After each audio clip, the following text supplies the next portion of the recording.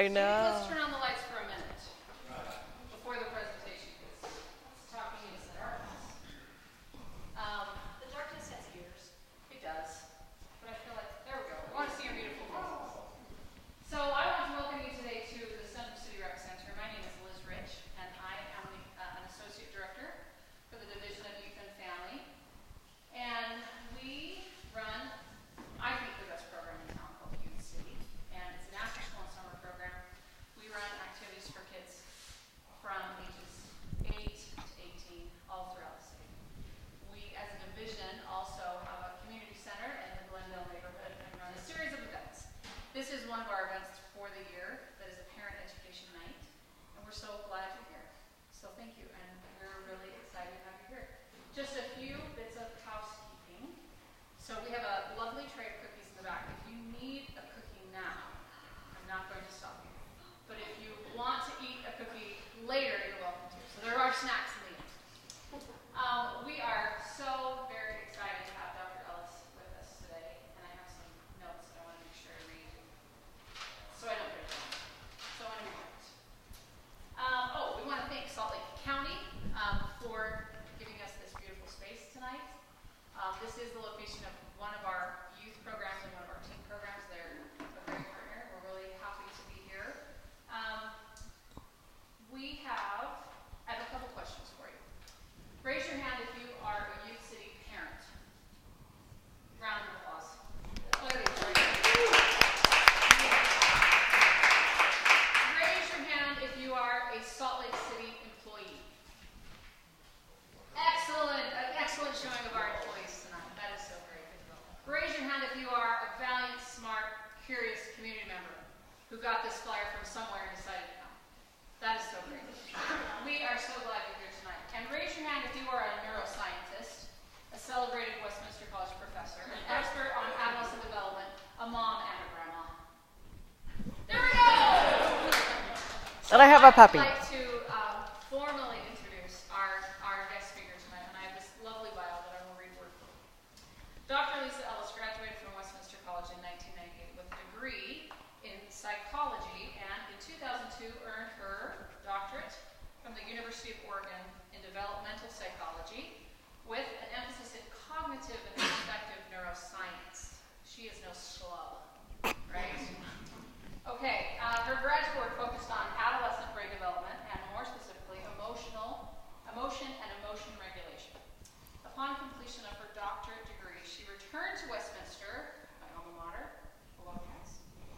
as an assistant professor in the psychology department and continued her research investigating brain development and emotion. In 2007, she co-founded the neuroscience program, of which she has been the chair for a number of years. In 2015, she was the recipient of the Gore Excellence in Teaching Award and was recently honored as the unsung hero for her work in support of diversity and inclusion at Westminster. She gives presentations on adolescent development and brain development at various local and national events and has partnered with Youth City for more than a decade as a presenter at staff training and parent meetings.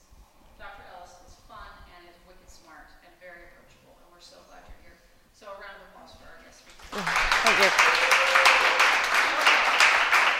So we're going to try something really high-tech here tonight. We are going to film this, and we're going to turn off the lights so you can see her great slides. So no sleeping, because I'm watching. Because I throw things at people in my class when they sleep. I wad up paper and have everybody throw it at them. So just a warning. We didn't know how the acoustics would be. So can you hear? I mean, should we have a mic? We can use the mic. What do you think? I would rather not use the mic if y'all can hear. Is that good? No mic? Okay, good, because I just feel awkward and strange with a There mic. we go. Yeah? I just want to sing show tunes when I have a mic, and nobody wants to hear that. Oh, come on. No. Yes, and for our intermission, thank you for that lovely welcome. I appreciate it. I have a little clicker thing here. So we are going to talk a little bit this evening about kind of the science behind why kids kind of think and behave the way they do and what that has to do with brain development. So we're going to cover a lot of ground in kind of a short period of time. And I will try very hard to make sure everybody's understanding as we're going along. But please, if I say something and you don't know what the heck I just said, just say, lady, I don't know what you're talking about, okay? And we'll try to clear it up as we go along. So the first thing we're going to talk about is just some basics about brain development. Then we're going to talk about puberty and what that has to do with brains. Then we're going to talk about risk-taking, stress, sleep, and finally, John's favorite topic, screens. A little bit about screens, because that's kind of a big deal nowadays. Okay, so let's talk a little bit about brain development. So, all through the time I was in grad school, well, as an undergrad, whatever, and still today, you keep seeing things like this. 90% of a child's brain development happens before age 5. Has anybody heard that before? Yeah, it's usually been kind of a pretty common thought that's gone around. And where that comes from is that a 5-year-old's head is actually about 95% the size of an adult head. That's why toddlers look so kind of big-headed. You know what I'm talking about? Little bodies, great big heads. That doesn't mean their brain is 95% developed, though. So I'm on this, mission to stamp out that information. So you will go forth and not ever say that to anyone. Okay, so we actually know. Can you see? I know. Where do I need to move that people can see? But can you see if I move here? Okay, if you're sure. Okay, so we're going to talk about this in a little bit different way. So this was a study that came out in the year 2000, which was a really long time ago if you're a college student and not that long ago for some of us, right? However, this was a groundbreaking study that came out. It was the first time where scientists were able to compare the brains of children as they were growing, seeing what their brains were looking like when they were in their head alive. Previous to that time, the only way you've been able to study this was to look at cadaver brains. So let me kind of explain to you how this graph works. So, well, that was not good. Over here, we have a composite of a bunch of brains from kids who were 5 years old. This is the back of the brain, this is the front of the brain. This is the back, this is the front, and then this is kind of going along age up through the age of 20. The easiest way to understand what's going on in this slide is that areas that are blue and purple are areas of the brain that are more developed or mature. So as you can see, there's a lot going on between the ages of 5 and the age of 20. So when this study came out, it made a real splash in the field because people had to really rethink this idea that brain development's kind of done by the time you're 5. So we're going to talk a little bit more about what happens while the brain's developing, and then we're going to go back to this slide for a second. Okay, so brains are really interesting. Different areas of the brain are developing at different points in time as we're growing up. When any aspect of our brain is developing, it has a great deal of plasticity. And what that means is that it can be really strongly influenced by environmental influence at that point. Okay, it can change a lot. It's very plastic. So it's very sensitive to the environment.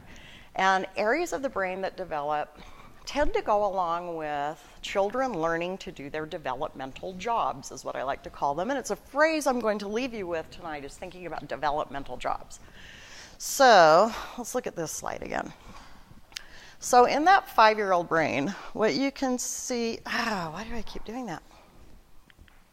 What you can see in that 5-year-old brain is that this very back part of the brain is already kind of dark blue, meaning it's pretty well formulated, this area up in here. Does anybody, except perhaps the cognitive person in the back of the room, know what is processed right back there? That's occipital. Uh-huh. They develop vision and neural pathways to different parts of the brain, to the eyes. Yep. And if a kid has a weak eye, you can touch the good eye. And you can do that up to about age 12. But after that, their chance of improving that vision decreases. Yep.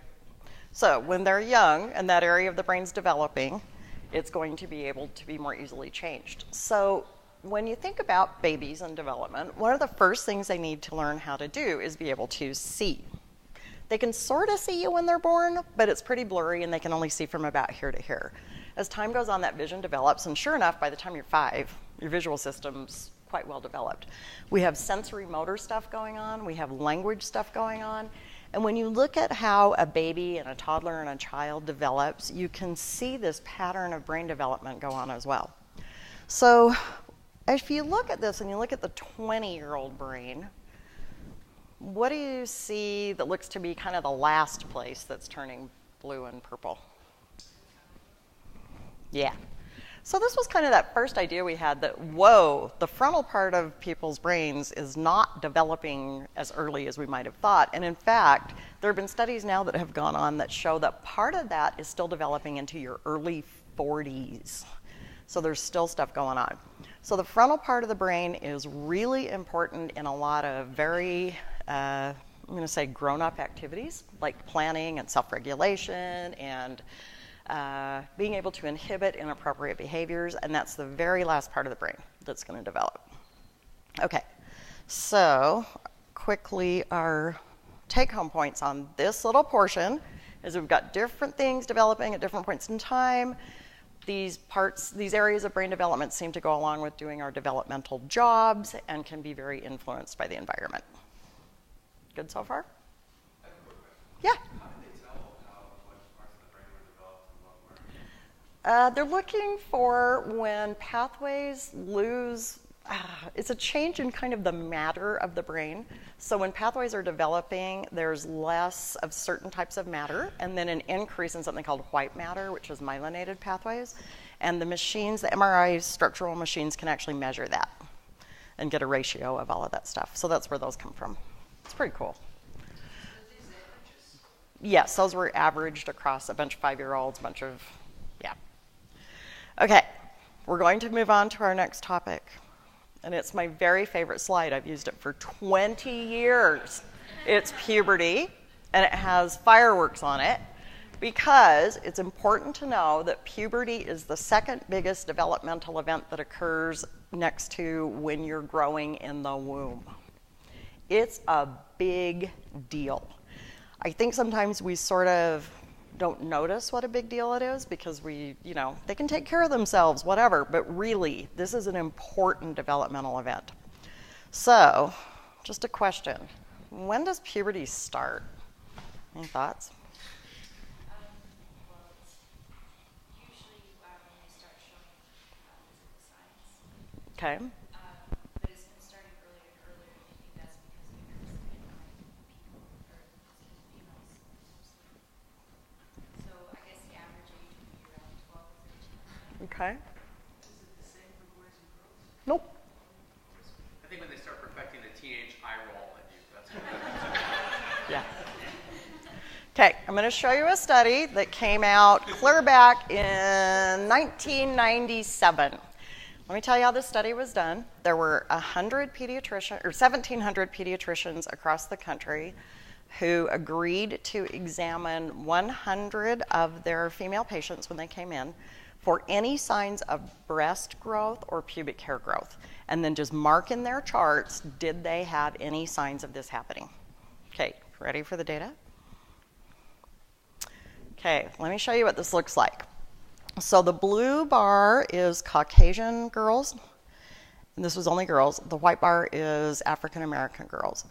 So by the age of 3, about 3.8% of African American girls had either breast tissue or pubic hair growth, and a very small percentage of, about 1% of the Caucasian girls.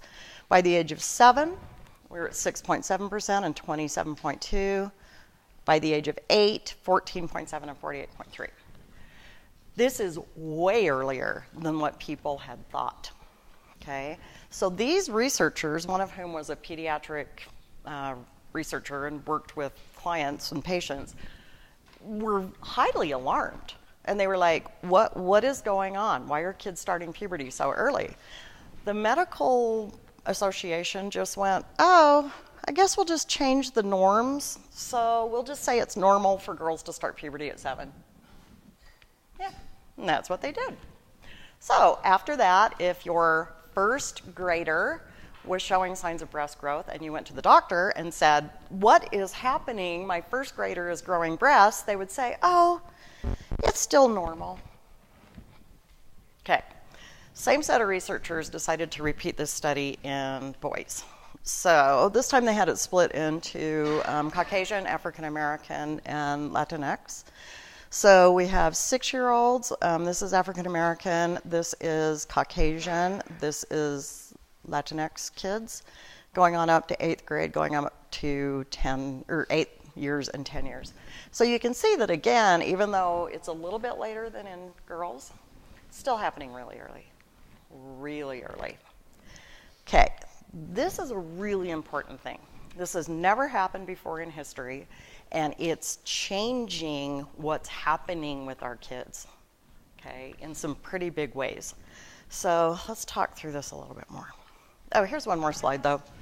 So was there data prior to 1997 that showed similar plots that were just later? The research that was being used at that point in time was done in the 60s, and everything was about 2 years later than what was showing up in that 1997 study. This is a study of different countries and ages at which girls start menstruating. So back in the 1890s, it was between 16 and 16 and a half years old.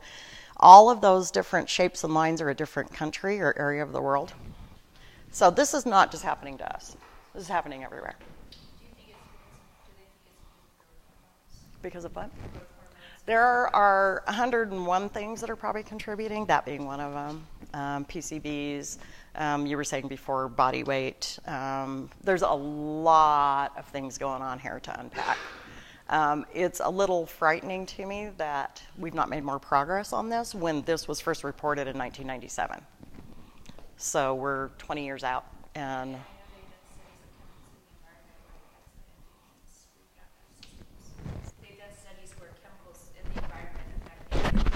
yes, absolutely. Yeah. Okay, so other thing about puberty is that it starts in your brain. Okay, we think of puberty as this body thing, right? Like weird things happen to your body. Some of you may remember this. But actually, puberty starts right in the center of your brain in something called the hypothalamus. And the hypothalamus is the area of the brain that is going to control, ultimately, all the hormonal signals that are going to occur that are going to make puberty happen.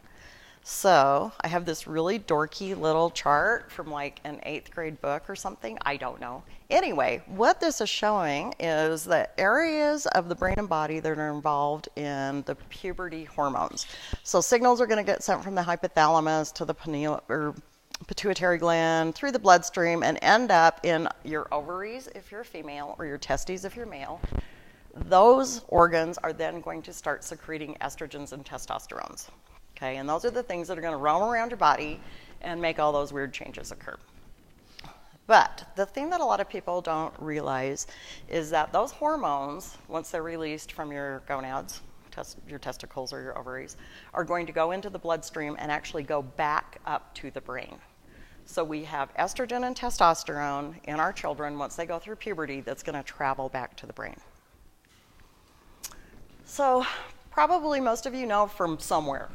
You've learned something about how neurons interact with one another in the brain, and that they do so via releasing neurochemicals called neurotransmitters. So your dopamine and your serotonin and your GABA, heard of those things to some degree. And the way those work is they're going to come out of one neuron and send signals to a next neuron to send all kinds of complicated signals all over the brain. There's 80 billion of these talking to each other all the time. The thing that's interesting is after puberty starts, the hormones that come from your testes or your ovaries that travel back through your bloodstream are going to go up into the brain and actually change the way this communication is occurring in some pretty profound ways. So your kids have gone all the way through childhood until puberty starts with their neurons communicating in a particular way. And then once puberty starts, that's going to change because we have some very powerful chemicals that are now in the brain and are changing the way the brain is working. Just clarify. Yeah. Is it that it's the introduction of new chemicals that's altering the brain's communication with itself, or is it that the new chemicals are altering the existing brain, or maybe both? It's kind of both. Yeah, and hormones are interesting. The things like why am I doing that? Things like dopamine and serotonin tend to make really fast changes in the body, like reacting to visual stimuli or whatever it is. Hormones tend to make really long-lasting changes in both the rest of the body and in the brain. So hormones can change the brain in some fairly substantial ways. Those of you who have hormonal cycles that maybe change throughout the month might know what I'm talking about. Okay, we can feel that our hormones are having an influence on our brain and how we feel. And this is happening on a really big scale when you're talking about people going through puberty. Okay, so hormones really influence behavior in a lot of ways. Hey, increased interest in sex. I probably did not need to tell you that. But when you think about these developmental jobs, if it's a toddler's job to learn how to walk and talk, it's an adolescent's job, I'm sorry, to procreate and gain independence. That's what they're supposed to be doing, okay? So there are a lot of changes going on in their brain and body that is going to push for those developmental jobs, one of which is sexual behavior. You may be interested to know that kids are waiting longer and having sex less frequently than they were a generation ago. Kids are having sex later and less often than they were. John actually sent me a really cool podcast about that, and I had just read a big article about it. It's really a fascinating trend.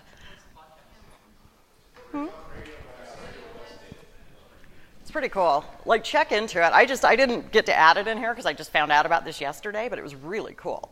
Okay, other things that are going to go on is this general kind of increased emotional reactivity that we'll talk about, including stress reactivity, increased risk-taking and reward-seeking, and problems with your sleep cycle, okay? These can all be explained by some of these changes that are going on in the brain because of puberty. Okay, ready? Everybody good? Okay. So there are some areas of the brain that are much more influenced by puberty than other areas of the brain. So there are a couple of areas deep inside the brain that have to do with types of emotional processing. So one is called the amygdala. We have one of those on each side. It has a lot to do with threat detection, processing of some emotions, helping to make stronger memories for emotion. So we do tend to really formulate really strong memories for emotion. Also something called nucleus accumbens, and this is very important in reward processing. These two areas tend to be influenced by puberty more than just about any other part of the brain. And this activity in these areas really goes up once puberty starts. Okay, in the meantime though, that slow frontal part of the brain up here that has all of that self-regulation stuff doesn't seem to be influenced by puberty. It seems to be influenced by time and experience. Okay, so taking on those roles that require that we plan and do things in a grown-up way. So let's think about this for a minute. When are kids starting puberty? 7 and 8 years old. When do we take on adult responsibilities? Right? I know, I'm still waiting, but apparently I'm just giving up. We have seen this shift, a cultural shift, where people in our country are taking on adult roles later and later. Okay? A lot of that has to do with the economy, it just has to do with cultural norms, and so on and so forth. So we've got this kind of gap where puberty starts and all of this emotional stuff starts taking place, and then later on sometime the frontal part of the brain is going to catch up. So it kind of looks like this. Okay, so this is just a diagram illustrating the concept of this kind of functional development.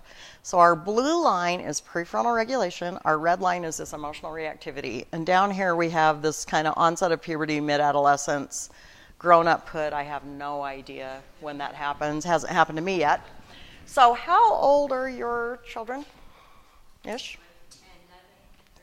10, 11, 13. Okay. So before puberty starts, that regulation and that emotional reactivity is pretty much just kind of hanging out there, not a problem, doing okay. puberty starts and we get this big uptick in emotional reactivity that peaks right here in about mid-adolescence. This tends to be 7th, 8th grade. Anybody ever work with 8th graders? Oh, yeah. You know what I'm saying then, right? I mean, 8th graders, it's the epitome of I don't know what. Okay, then by the time I get them in college, they're kind of out here, getting a little better. That gap's getting a little smaller.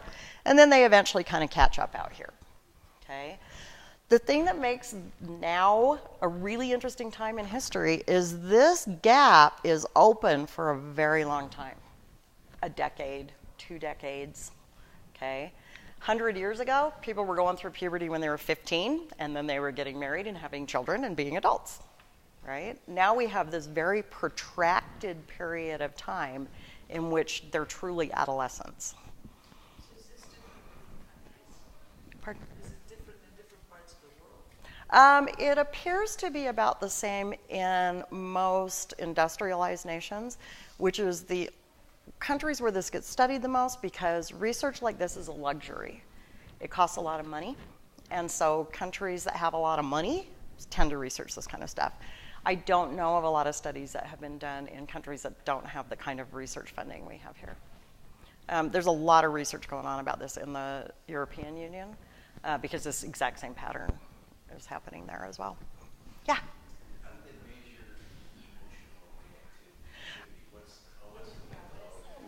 There's like a lot of different ways to measure this. So in general, this is just like thinking of a behavioral construct. But there are many ways to measure, and I'll talk about a few of those studies: increase in stress reactivity, increase in reward seeking, that kind of behaviors. And you can also see this in imaging studies, differences in what's going on in the brain. So there's a pretty big body of research about this that also involves animals as well. Adolescent animals. Okay, so kind of to wrap up that little part, puberty plays a role in brain development with this activation of emotional stuff. It's generally happening earlier and earlier, and those regulatory systems are taking a very long time. So we've got this period of time where our emotional reactivity is much greater than our regulatory capacities. Good? Okay, so let's talk a little bit about risk-taking. I found this picture online. Now, I do want to point out the kid on the bike is wearing a helmet. So that is awesome. But this kid down here, I don't know, covering his eyes is probably not going to help him in this situation. You know?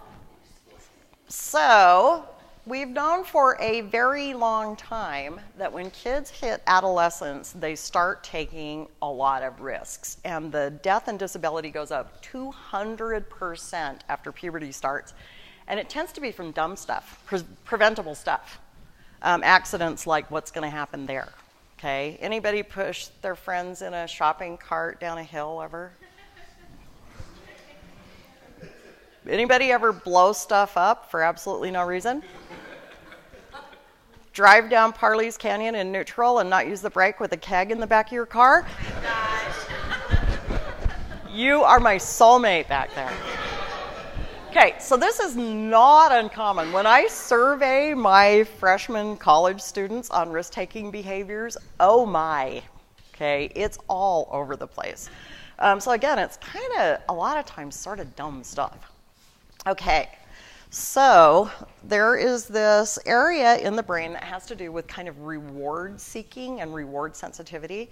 That area undergoes tremendous remodeling, if you will, during the adolescent period. This is the area of the brain that also is quite strongly involved in addiction.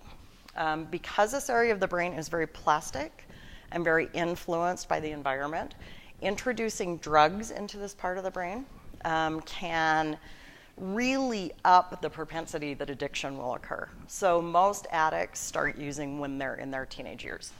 If you wait until you're older, well, I don't want to say that because I don't want anybody here to just be like, hey, I'm past the addiction stage. I'm going to go use drugs. But this is a time of life when this pathway is very likely to become part of an addictive system. So it kind of is an area that's important for how much do I want this thing and how much risk am I going to take to go get it. The thing that's interesting with this is that this is not just in humans.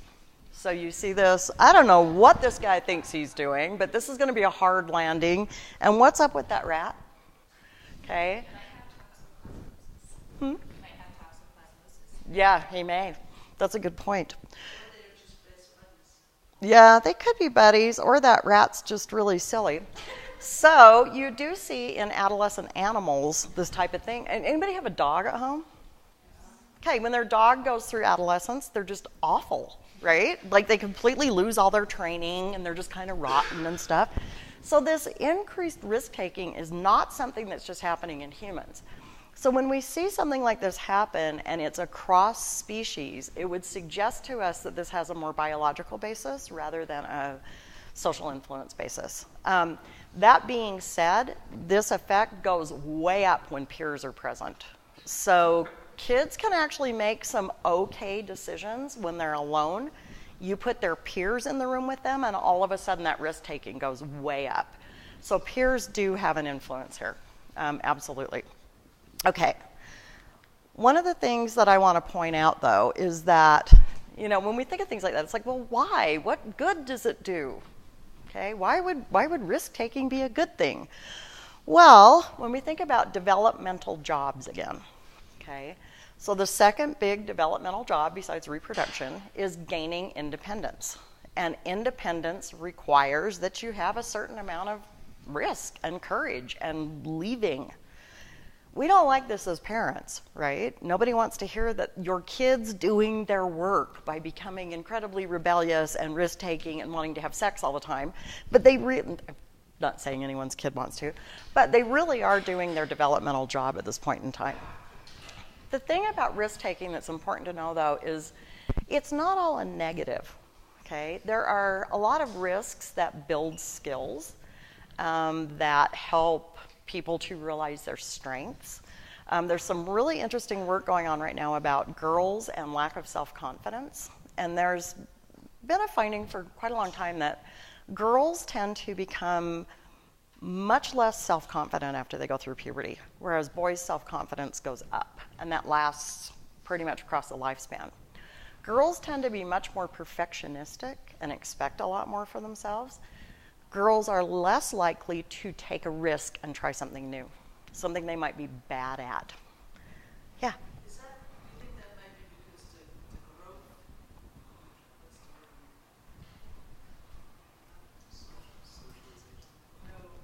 when you have the growth mindset, if you don't have that, if you don't grow up with that, then you are going in that direction. Yep, that's a really good point. And there's a lot of people right now talking about this with girls and saying we need to push girls to step out of their... Yep, absolutely. And so this idea that encouraging people to take risks that are not outrageously dangerous, don't do the thing on the bike in the first slide, okay? But learn how to rock climb or do something that you're not necessarily good at, that you may fail, but that's going to build resilience. So this idea of risk-taking, while it's scary to us, there are a lot of good benefits to it too, if it can be channeled in appropriate ways. Okay, the driving down Parley's Canyon with the keg in the cart, not an appropriate way, just saying. So it can really help with confidence, and I think that's something important to think of, especially if we do have girls, that perfectionism and always trying to always do everything right and never fail can really set them up in the long run for having some problems with confidence. And I see it so much in my college girls. They want to do everything perfect. And of course, we're not perfect. I do want to say one more little thing about drugs and the adolescent brain. And that's actually, wrong way. Alcohol, okay? We tend to think kids drink. Okay, they just do. Everybody drinks when they're a kid, they experiment, it just happens, whatever. There's a really interesting thing that goes on with kids and alcohol when they're going through puberty, though. So alcohol affects them very differently than it does us. So it increases the rewarding effects of the alcohol. So I'm having a great time, I'm laughing, I want to stay out and dance all night. But it decreases the sedative effects. So one of the reasons that you and I can't go out to the bar tonight and drink 25 shots of tequila is that we would, not that I want to, but we would pass out before we ever got that far. Our brains would shut down. We would become so sedated that we would have to go to sleep. Unfortunately, the adolescent brain doesn't do that. And that's how teenagers are able to drink themselves to death, much more so than adults are. They also, because they're not sedated, they think they can drive because they're not stumbling and their words aren't slurring. So alcohol in the adolescent brain is really a problem. Binge drinking alcohol is especially a problem because it doesn't allow the brain to develop that kind of mature reaction to alcohol that's protective. So as much as we tend to just poo-poo alcohol use in kids more than we do so other drugs, this is actually kind of a big deal because of the way their brain is developing. So I just want to make you aware of that. Is that a cat? Yeah, you just got a cat and a bottle of vodka. I mean, you know, typical night. What do you know about vaping? I don't know what the effect of vaping is in the brain. I have no idea, other than it seems to be leading to a lot of increased cigarette smoking again, which is terrible. John? Oh, yeah. So when your brain starts maturing more, you start having hangovers. So I don't know if any of you were drinkers when you were young, but you could drink and then you could, you know, get up and have some breakfast and then you could do it again the next night, right? And that rinse and repeat over and over. Then you reach a point where all of a sudden drinking, you have to have a couple of days to get over it. And that's usually a sign that these effects are kicking in. So it's actually a bad sign when people are good drinkers, like if you can drink other people under the table, because it suggests that your brain is not developing what's a better response to alcohol. What if you're 60 and you still You know, I say just keep going for it. You know, I'm sure you were asking for a friend, but yeah, just keep going with it. I figure at 60, I'm just going to do whatever the hell I want, right? I have no reason to grow up now. Okay, so take-home points here. Risk-taking is normal. It can be dangerous. It can be positive, and we want to help channel those behaviors in positive directions if we can. Encourage them to do things that hopefully won't kill them, but maybe push them out of their comfort zone a little bit. And the stuff that goes on, really, if you saw what my students have put on their questionnaires of the different things they've done, it's horrifying. I try to shame, I'm kidding, I don't shame them. I'm a nurse and I see. Oh, you would see it, yes. Yeah, so you know. So it's weird that that's kind of a brain development thing, because it seems like a brain undevelopment thing at some points. Okay, so we're going to talk a little bit about stress, because this is also an important change that goes on. So when we talk about stress, there's actually two different things going on. So there's our stressor, that's the thing that's making you stressed, and that's different for everybody. For kids, it can be homework. For me, it might be, I don't know what, I don't want to work anymore or something. I don't know. We all have our own thing, right? But whatever our thing is that triggers our stress response, stress reactivity is very much a physiological process that starts in the brain. It involves hormones. These hormones are going to kick off that fight or flight sort of stuff. And it's a pretty big process that can be damaging to our bodies and brains over time. So stress in small amounts is good for you. Stress helps you accomplish things that you need to do. Like, you know, when you see people lift a car off of somebody in an accident, it's because they all had a big stress response. It made them get really strong for a minute and they were able to do that. Little bit of stress helps kind of keep you on your toes. You can study a little better when you have a little bit of stress. We live in a world now, though, where people have stress constantly. And it's everything. It's traffic, it's noise, it's our schedules. We're all overscheduled, we're too busy. Our brains and bodies were not built to have this extreme stress response that goes on all the time. And it can be related to a number of health issues and brain health issues as well. So this has been studied a lot in rats. The reason it's studied a lot in rats is because the rat's stress reactivity system is pretty similar to ours, honestly. The rest of the rat may not be, but his stress reactivity works about the same. So a couple of ways you can stress out a rat. You can put them in this awful little tube. There's this little thing that you turn that makes it get tighter and tighter. They're little, I know, right? It's sad. I don't like it. It's the little rat, like, I don't know, restraint device. Or you can put them in social isolation. So rats are very social creatures, and they do not like being left alone.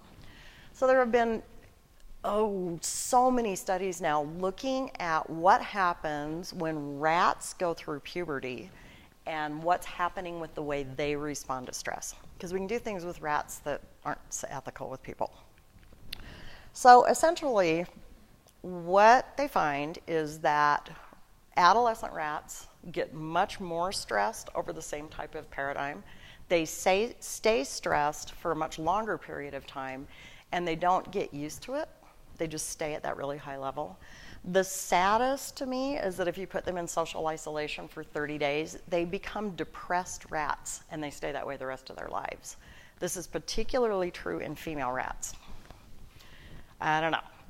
There have been some studies trying to look at this using physiological measures in adolescents, humans, that do support some of these same ideas, that their stress reactivity system is actually working very differently than the rest of us. And even though sometimes it's like, why are you so stressed out about that? It sucks, or whatever they're stressed out about, right? Their brain and body is having a large stress reaction, and that's problematic. And I don't know what's happening right now, but wow. Yeah. You said that they were being depressed even when they were being introduced back into their Yes. Yep. So something happens in that adolescent period that is like a critical period for this, and you'll see that lifelong pattern start up. So when we talk about humans, one of the biggest things that we talk about on college campuses now across the nation is why are they all so stressed out? The increase in stress has been phenomenal. So kids are coming to college now much more stressful and anxious than we have ever seen them before. And it's kind of overwhelmed a lot of what's happening on college campuses. Like, a lot of resources now on college campuses are devoted to trying to help students with stress and anxiety. Funny little study that was done found that if you put human teenagers in a stressful situation and you put a friend with them, their stress level goes down. If you put their parent with them, it goes up. So as much as we might like to think that parents could be the thing that could help with this stress reactivity, it may not be the case. I want to show you some data, though. I know your kids are younger than this, but they won't be for long. This is a study that was done in 2016 where they asked college counseling centers all over the United States, what is it that people are coming in for? What are your students coming in to see you for? And it started clear back in 2007 and goes to 2016. So this red line right here is anxiety, and you can see that by 2016, half of the visits to college counseling centers across the country were for anxiety. It had gone up that much. Yeah? There's an important thing that happened right when that graph goes straight up. Mm-hmm. As the smartphones showed up. Do you know what? I have got data on that in a minute. I'm sorry. I'm jumping No, ahead. it's All right. good. Yay, you. Because, my gosh, we all have these things in We our do. pockets. Yep. And who knows what it's doing to us. I know. It's like a scary thing, right? So, no, it's exciting. Exciting and bad, sort of.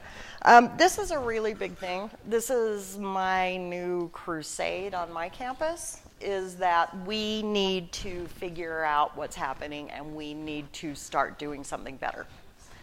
Because they're at the point of being so stressed and anxious that a lot of them can't really function very well. They're not able to do their work.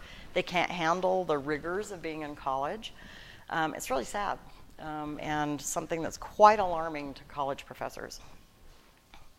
Okay, so sort of our take-home points on that: more susceptible to effects of stress. You can kind of wire in this lifelong pattern of stress reactivity.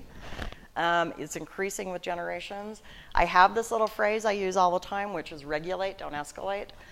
When you're dealing with anxious kids and stressed out kids, the best thing you can try to do is to help them regulate, because they don't have that frontal capacity to do it themselves. You need to be that external regulator. And it can be really hard, because if they're like all wound up and stressed out, it's going to make you get that way too, right? And it's hard to keep them calm, but it's important. So you try to get them calm. Absolutely. You Absolutely. don't set rules for them. You don't mean regulate by saying. No. I mean, regulating their emotion, helping them learn to regulate that emotion, bringing, getting professional help to do that if necessary. John knows I am a big proponent of mindfulness for this. Mindfulness has a very strong track record in helping with stress reactivity more than just about anything else out there. So meditation, Tai Chi, kids like Tai Chi because it's more active. Yoga, some kids will really get into yoga if you introduce them to it. It actually activates the part of the brain in the prefrontal cortex that regulates that stuff. So it's really strong. It's a really powerful effect. I wish all schools would adopt mindfulness school practices. I'm trying to get my school to have a required first-year seminar where they learn about stress and they learn about anxiety and they learn what to do about it, to try to help them get through college without this being so difficult on them. Do any of you feel like your kids are really stressed out? Yeah? Yeah, and it just gets, as they get older, it just keeps like kind of escalating. Yeah, they get really anxious. Yeah, John.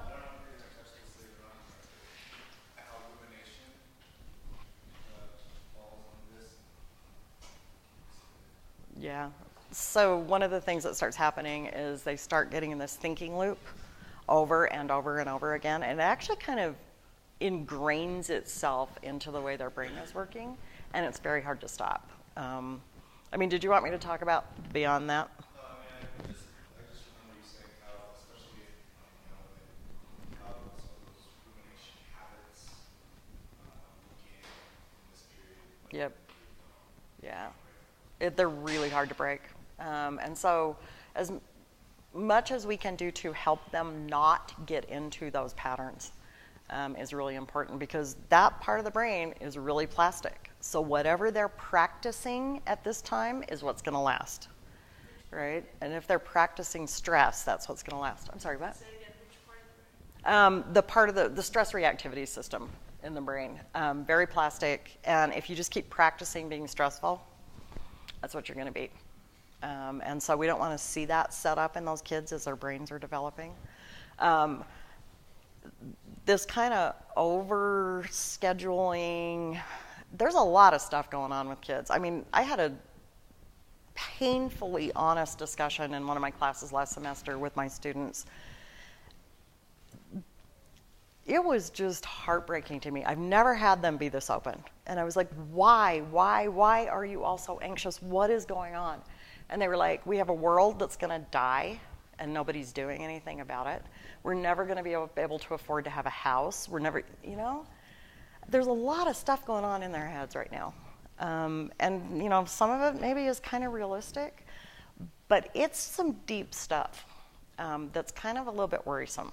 So if you can start helping them now, before they're in my class and they're 20 years old and it's so ingrained, I think it would be helpful. Sorry, that was really dark, but it's really a concern. It's very important, and I think educators everywhere are really kind of flipping out about this. Okay, moving on to something else. Sleep. Yay. That. My students usually stay awake, but that's because I don't teach until noon. So there's that, right?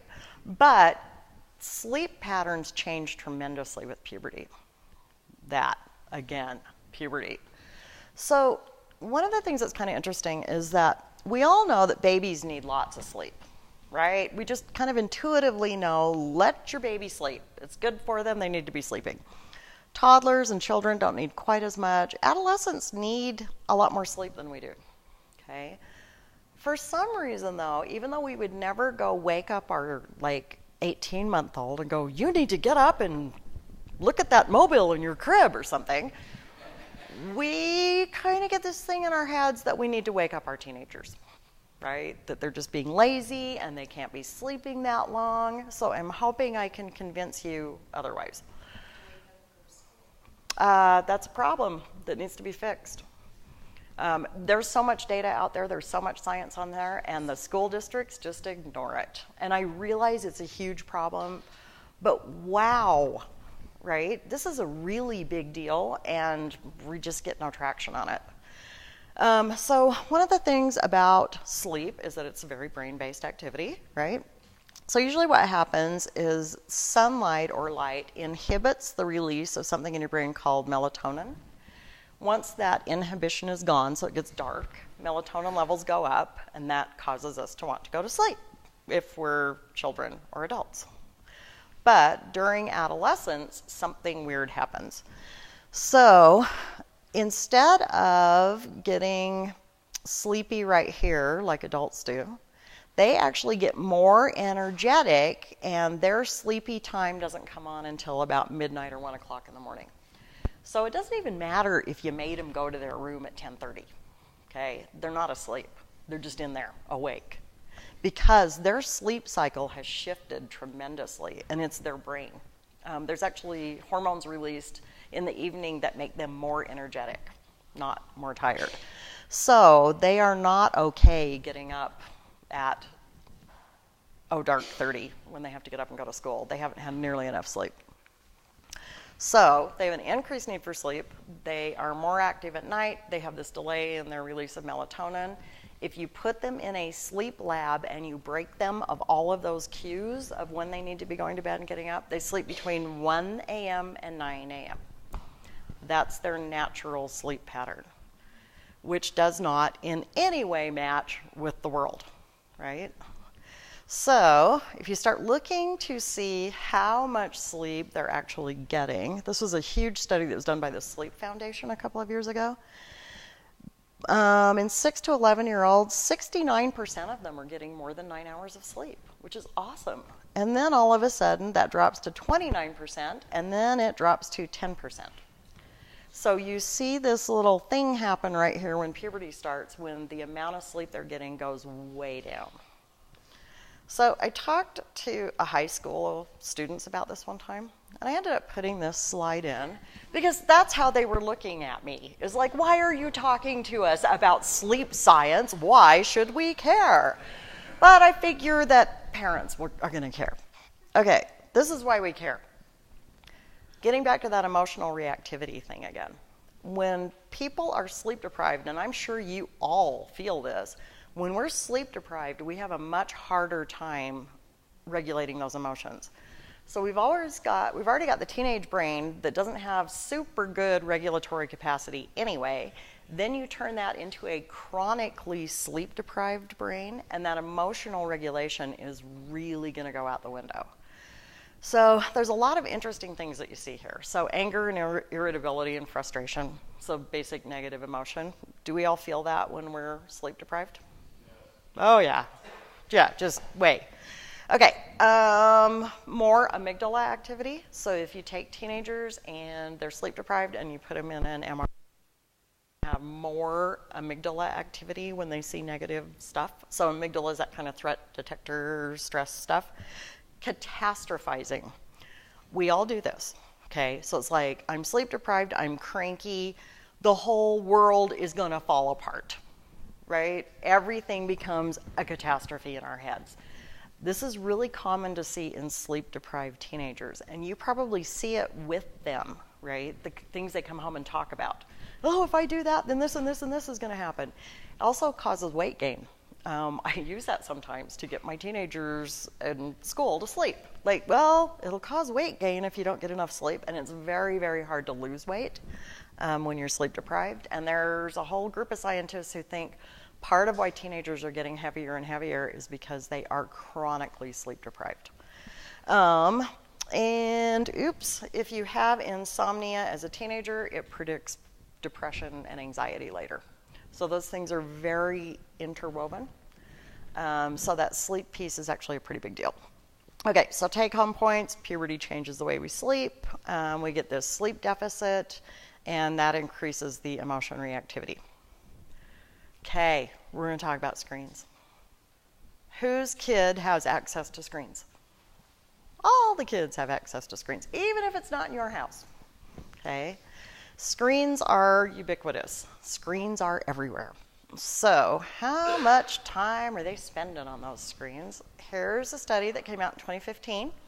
So not counting doing homework and school, tweens are spending an average of 6 hours a day on screens, and teens are spending an average of 9 hours a day on screens of various sorts. That's a lot of hours, like a lot of hours to be on screens. So, really interesting studies. So, that national sleep study that I showed you looked at when kids have screens in their bedrooms and how that might influence how much sleep they're getting. What they found is that if you have a television in your room, your sleep is about 45 minutes less if you sometimes have that TV on. Tablet or smartphone, almost an hour. Same with music, whatever.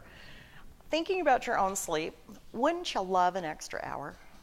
I mean, really, an hour is a really big deal. And when we're talking about sleep-deprived teenagers, that additional hour they're losing from having screens in their bedroom is a fairly big deal. The other piece of that, and I'm sure you've heard this, about how the light that's emitted by screens can actually change how melatonin is secreted in the brain. So they've already got melatonin being secreted later, and then you've got, geez, Lesa, apparently I'm too old to learn new tricks or something.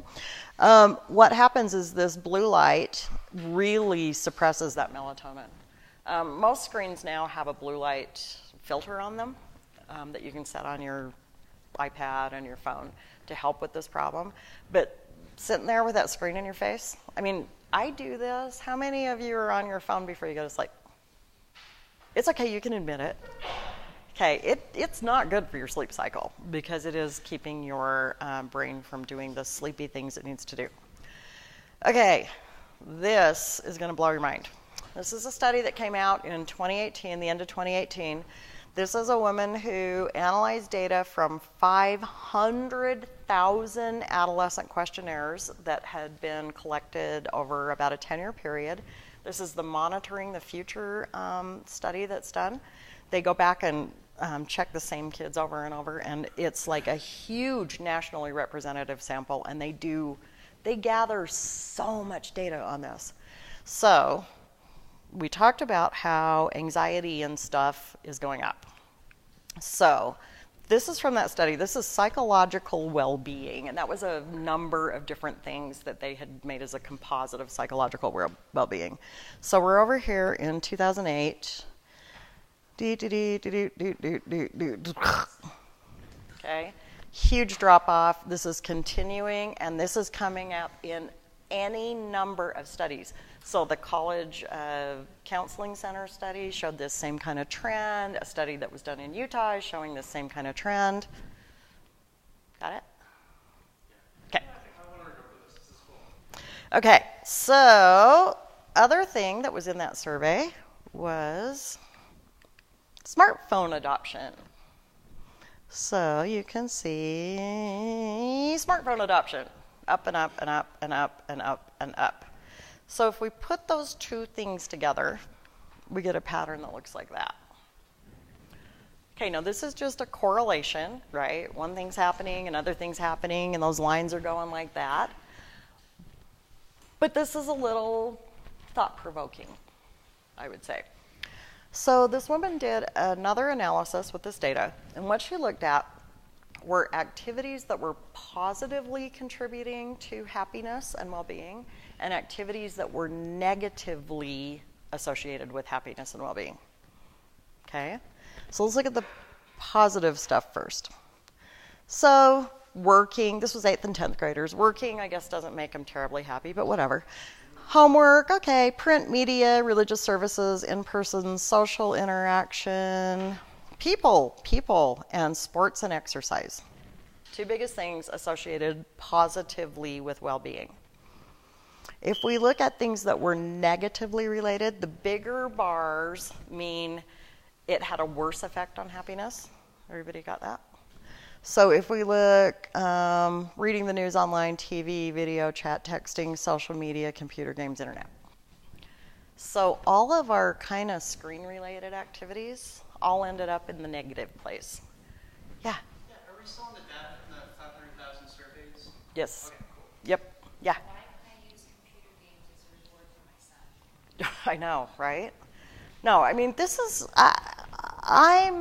I'm very interested in this stuff. I think this is really important. This woman has actually now written a book. She had a really good article in The Atlantic about how screens are contributing to this increased anxiety and depression that we're seeing. I think it's worth looking at. We're not going to get rid of screens. They're here, right? I mean, they're not going away. But I think that, I mean, John's been saying this for I don't know how many years, right? This lack of social interaction and the screens, and something's going to happen, something's going to happen. And we just haven't had good data to look at because it's relatively new, right? This is big. This is really big. Yeah? Any idea where watching movies fits into this? Yeah, that's a really interesting point. Yeah, I mean, but it is different because it's a narrative. Yeah. 2 hour. That's like it's going out. Well, that's sort of what I'm thinking, where it's like when you go to the movie theater, you sit and you watch a movie. Yeah, then you talk about it. Right, yeah, exactly. I just am curious. Yeah, I mean, it would be a more social kind of a thing to do. I don't really know any research on that. So I don't really know. I mean, there's definitely a lot of work going on about how being out in nature is incredibly helpful for this kind of stuff. And of course, kids are in nature much less than they used to be. It's just kind of a fact of life now. So I don't know any of the solutions to any of this. I just wanted to show you the data because I think it's pretty compelling and definitely something we might want to think about as parents. So screens, yeah. They can affect your sleep and your mood, and use is going up and well-being is going down. And are they related? We will find out. Some of the stuff we're seeing seems pretty convincing. Okay, we have, I don't know what time, does anybody know what time it is? 8:03. 8:03. We have about 30 minutes for questions. Sweet.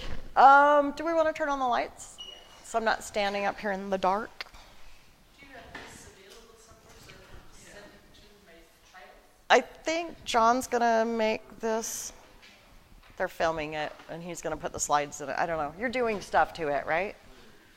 Wizardry. He's going to do magical screen wizardry. So, okay. Questions and more thoughts for discussion and stuff. Yeah. Regarding neuroplasticity, between a developing brain versus a brain that is developed but is like changing and neuroplastic. Okay, so our brains stay plastic forever, or we wouldn't be able to learn anything, right? So if you walk out of here tonight and you learn something new, your brain changed, right? It's just that the degree and the places in your brain that are plastic are way fewer as you get older. So that's why like a child can have, half their brain removed when they're little for epilepsy and still function quite well. If that were to happen to us, that would be, me, that would be a whole different story. So yeah, development is where you really see the plasticity. Yeah. Have there been any studies, well, probably have been, about kids and how they're on the computer and they want to use it and that's the thing, that's the reward, and when you tell them it's time to turn it off, you get all these bad behaviors. No. Have there been studies about addictive? Oh yeah. There are quite a few studies about addictiveness. I have a good friend who's one of the lead researchers at Google, and she just did a worldwide study on cell phone addiction. And I said, Julie, what were your findings? And she said, I work for Google. If I told you, I'd have to kill you. Right? But she said, it's what you would think. Okay, so there are now questionnaires and stuff to look at things like smartphone addiction, tablet addiction, and it fits the criteria that we think of as addiction.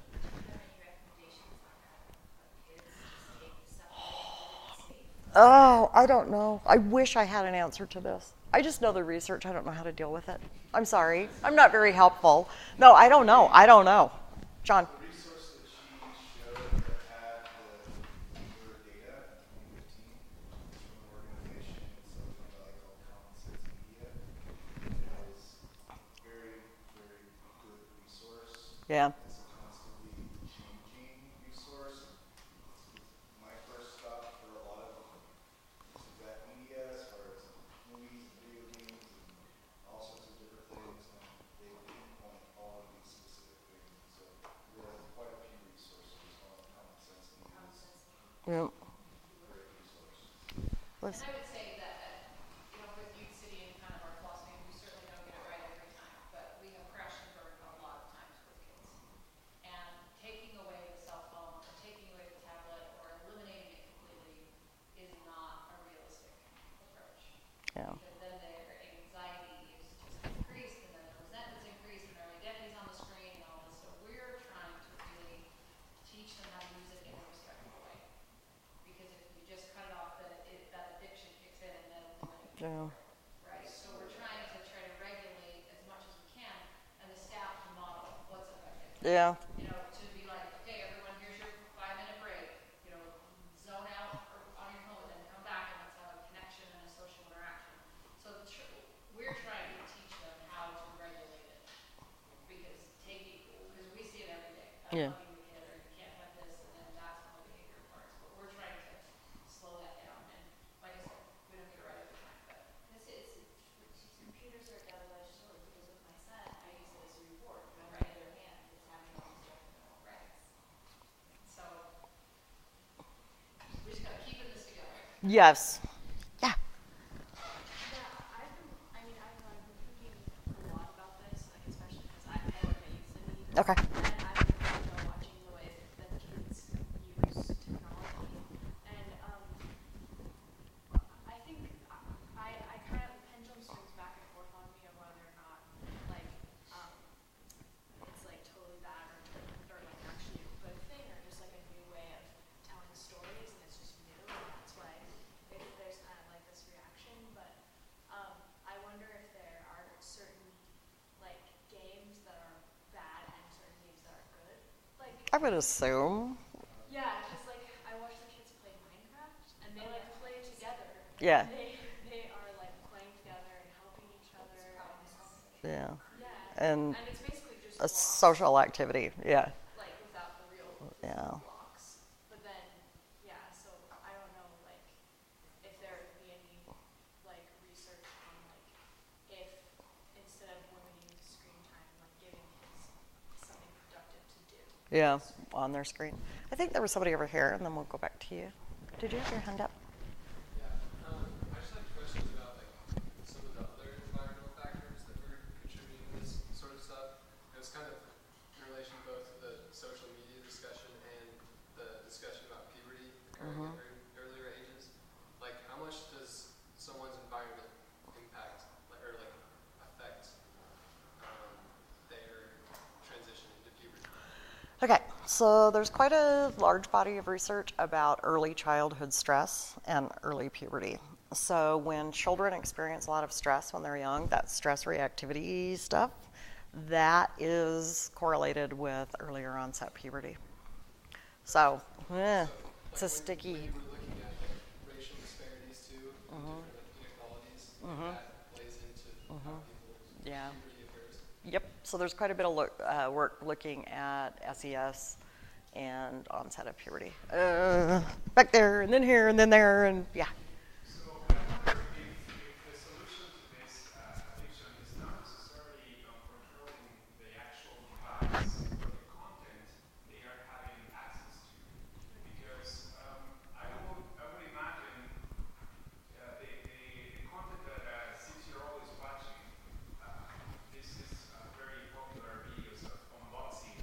That they can watch for hours, and they are getting something, right, in their brains. Yeah. Some sort of satisfaction.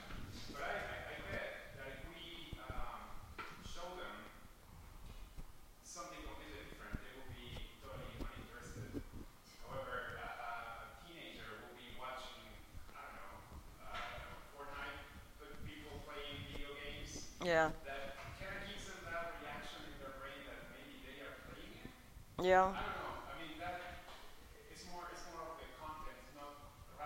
not the device necessarily. I mean, my students talk a lot about social media and how negative it is, as they're all on their phones, right? But they're like, yeah, social media is vicious, you know? Yeah. Oh, yes. Yeah. No. Definitely. Was it you? Had your hand up?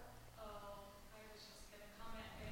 I don't, from what I read too, that it's not necessarily the content. It's isolating yourself socially for 6 or 9 hours a day. No matter, I mean, even if a teenager is watching Khan Academy and learning stuff, they need social interaction. So I'm not saying, anyways, I would disagree with content versus the actual device. I think it is the actual device because it isolates you from Okay, so lack of social interaction. Yeah. Going with that, I am a person who has been very isolated based on solitaire. Okay. And it wasn't until about 14 or 15, or actually a coach was a psychologist, helped me become social complicated because there was a bit about 7 years ago where I was not talking about it. Okay. It does affect, and actually was affecting me. Yeah. Yeah. I mean, social interaction is incredibly important in humans, like really important. And I mean, we've had this conversation so many times. Is that lack of social interaction changing their ability in knowing how to relate to people, which is a frightening thought. Yeah, Jan, if I can. Something just that I found from personal experience is that screens can actually be like a really collaborative way to work with other people. Like when we talk about being locked in a room for 9 hours or whatever, I will frequently like play video games and stuff with friends who I wouldn't normally talk with, and kind of like catch up with them through that, and still, I mean, collaborate and like access different areas of creativity Yeah. in my life. I'm going to push back on that a little bit. Some of the research on children learning how to talk. Remember Baby Einstein videos? Right? Oh, make your kids so smart, Baby Einstein. There was a group of developmental psychologists who were like, this is crap. This is not true. The claims they are making are false. So they actually did a controlled experiment where they took a whole bunch of little ones and they randomly divided them to either watch Baby Einstein videos or not. The kids who were not watching Baby Einstein actually learned to speak more quickly and had a bigger vocabulary because face-to-face interaction, and so I'm talking about development. I mean, you're kind of a grown-up. You can sit in your room and do this. But development is this issue of face-to-face interaction and learning to understand other people's emotional cues is a really big deal, and you cannot do that online. You simply can't do it. So you might be learning all kinds of stuff, but you're not learning this. That's a really good question. A blind person has just as much ability to queue up on that as I do. Yeah. I don't believe that at all. Yeah, I don't know. I mean, I personally have a lot of connection with people online, so I don't know if it's just been proven, but experientially, I think that's not true. You're a grown up, though, too. Do you know what I mean? I think as a child, I think a lot of us fear is, like, I would fight with my mom when recess was over, because it was, I mean, it wouldn't, I feel like if I had a phone, I would just be just as unhappy as a child as I was to stop playing with my friends. Yeah. I don't know. I think it's a pretty interesting area of research that needs a lot of work on it. I mean, with baby stuff, I think the research is really compelling that they need face-to-face interaction. They learn to follow people's gaze, and that's one of the ways they learn what other people's minds are doing. So if mom looks over here, baby will look to see what mom's looking at, and that's a really important skill when babies are learning theory of mind. Just my 2 cents on the research. Yeah. I mean, I really, like, I'm on the complete opposite spectrum where I think, like, screens and just, like, being able to text over, it gives you a new sense of skills that you can't quite explain to people who haven't been online. Okay. During my formidable years as, like, when I was teen, early teen, and preteen, I spent most of my youth online, and I never knew what it had felt like to have a community that I could relate to until I was able to enter the world online and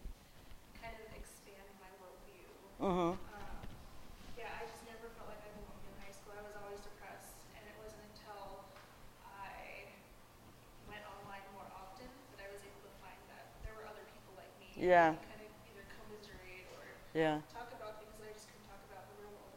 Yeah. No, that's a real, I mean, the information that you're able to find online that used to isolate people so much is definitely a good use of, yeah, But yeah, online. I'm just saying that like you harp on teens spending time, but a lot of times they're not just watching videos. Yeah.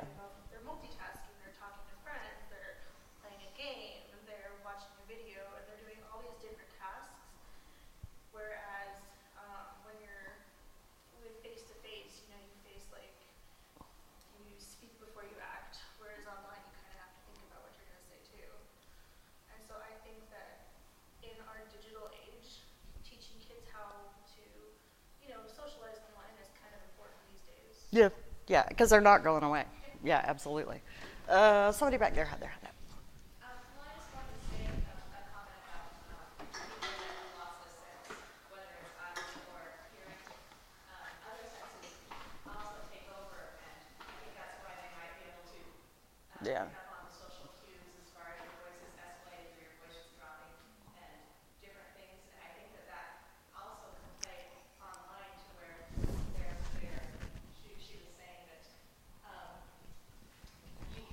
eventually you do learn how to communicate online, and you have to be alert to those social cues that happen. They're just different cues. Yeah. Yeah. But you don't get emotional context in text unless somebody puts an emoji. No, you do though, because there's a difference between someone saying, okay, I'll see you soon, Okay. There's I wouldn't differentiate that. I would But really as a differentiate teenager, how you see it. who has grown up in that kind of environment, I know to differentiate that. Oh no, I messed up. This person's mad at me when they send me a one letter. Okay. Yeah. I know what you mean. Or even like if you use a period after like a short sentence, you know right away that person's mad at me. And it's just different cues. Yeah, you know them, but they're different cues online. I also read that women use more exclamation marks to denote emotion, but I don't get emotion in texts and emails. I don't. But we grew up in this. You grew up in a different time era where the face-to-face is more important for you, but for kids who grew up online, it's more, we can read. We kind of do this thing where, what is it? We're code switching. Because we go to school, we socialize face-to-face that way, and then we go home, and our code language switches to, screen time, and we can differentiate between when someone's mad over text versus when they're excited over text. And even when my friends text me, I can even sense sometimes their texts are kind of weird. I can tell that maybe they need a phone call, maybe they need to go out for coffee, versus I might not get that one. Yeah, no, it's honestly just a whole switch. Yeah, it's a different form of communication, it's a different language. Okay, we're going to go here, and then here, and then there. Well, just quickly, I know that technology is, the main crux of the conversation presently, but I wanted to ask about interventions for like the incredible stress levels that are shown for young adults through, like more and more like this entire upcoming generation. Like, what are some really good interventions? I know that, of course, it depends on the intervention, but so much money is being invested in like every school system in the country to kind of reduce the amount of stress, which is affecting every factor of life for kids. I mean, what works and what doesn't? It's a really, really good question. I was just reading this beautiful novel the other day called There. It's absolutely extraordinary. I highly recommend it. And there's a person in this novel giving a talk about the really high suicide rate of Native Americans. And this person in this talk says, what we're doing is we're asking people not to jump out of the burning building. So we're spending all our time and effort to don't jump out of the burning building rather than putting out the fire so they don't have to jump. And I thought it was just profound. So we're waiting till they get all that stress and anxiety, and then we're trying to fix it from there instead of dialing into what is it that's happening before. Does that make sense? It was such a beautiful passage. It just absolutely blew my mind. You had your hand up. So the bigger question here is there something unique happening right now because of technology? Now, the refrain that the kids are not all right is as old as literature. Absolutely. Homer talked about it. Absolutely. You can search all sorts of covers from Time magazine. Oh, the 70s generation, the me generation, they're all screw the boomers on it, destroying society. But is there something, and this is a common refrain, this is how humans experience the world. But is there something different happening with this? And I always say, it's no different. You know, I mean, I got my daughter an iPad when she was 2.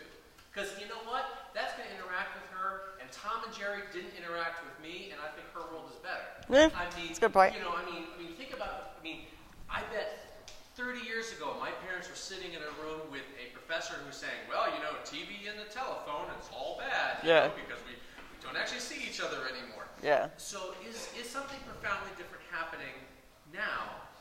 And I think it might be, because also the term you're talking about, kids having less sex, it's actually all of us. The Googleable term is the sexual recession. Right. And it's every group. Yeah. Is every single group. Yep. And of course, thinking about also statistically, the boomers blew all the charts out of the water. And none Of us, everything. All the behaviors. None of us did get it on like they did. I mean, that was the generation. But it's something fundamentally different, and not just with our kids, but with all of us, because of these incredibly powerful devices. That whether we're, you know, someone born with it in their hands or not, you know, I think all of us have to look at this, not just the kids. Yeah. So just from like a programming perspective, I think what I try and model with the kids at Youth City is balance. Like, just like so many things, like not everything they take in on the screen is going to be great. A lot of it's going to be really poisonous, gross stuff, but then there's also an opportunity to shape them. You know, John, you're keeping your names out a lot today. I know, I just keep saying John this and John that. John, you know, do you want to be a content creator or a content consumer? Kind of getting them to find that balance. But then also the human interactions that, you know, we have face to face, they exist online. It just looks different. It's a whole new skill set, but you still need to have the face to face skill set. So having like some kind of parity between screen etiquette and like Person. interaction is critical. And it's very hard to model.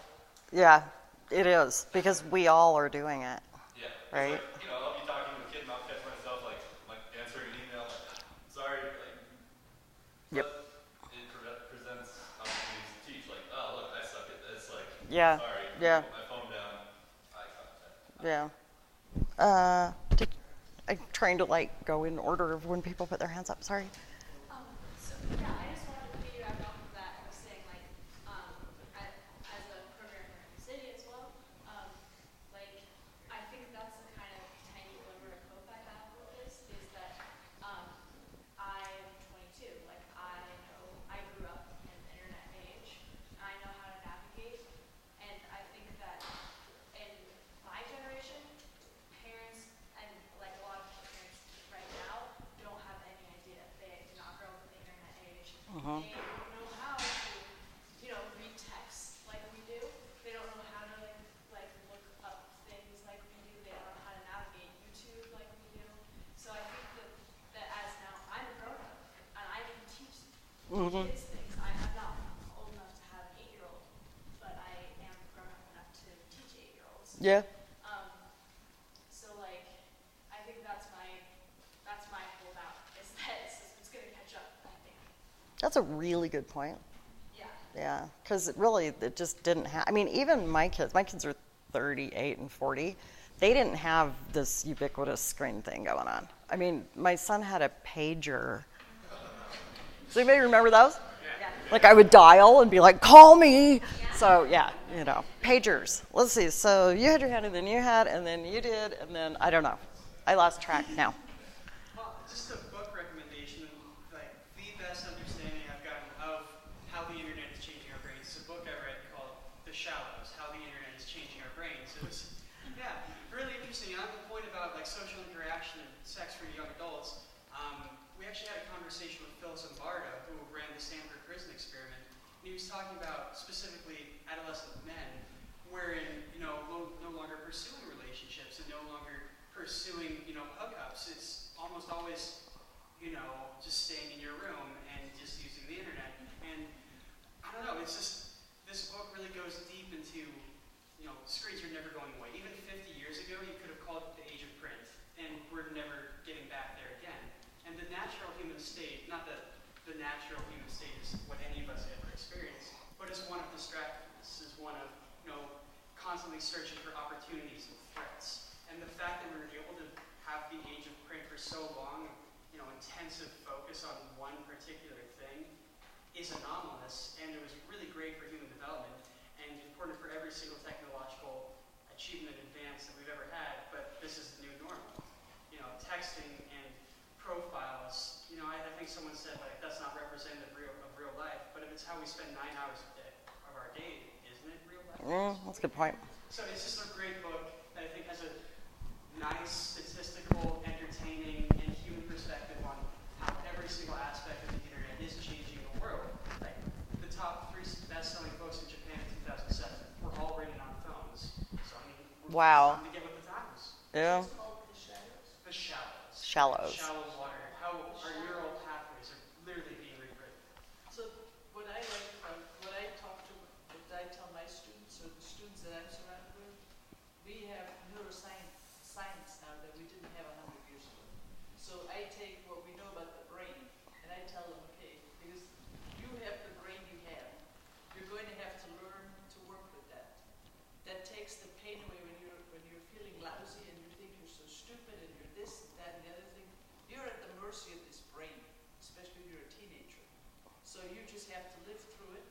You just have to give yourself credit that you're doing as much as you can. You can't blame the brain for the stupid decisions you make, but at the same time, it's your brain that's doing this to you. You know that? So it takes the pain away some. You get some kind of distance to it. Yeah. And some kids get it, and some people just look at you like, What? but some kids get it, and we're all at that. We do not know a lot about the brain. It's an ongoing thing. Yeah. And there's so much we don't know. So it's just, I take it as we're at the mercy of this thing. That seems to help. Yeah. It's a good point. Yeah. To say, it is time to go.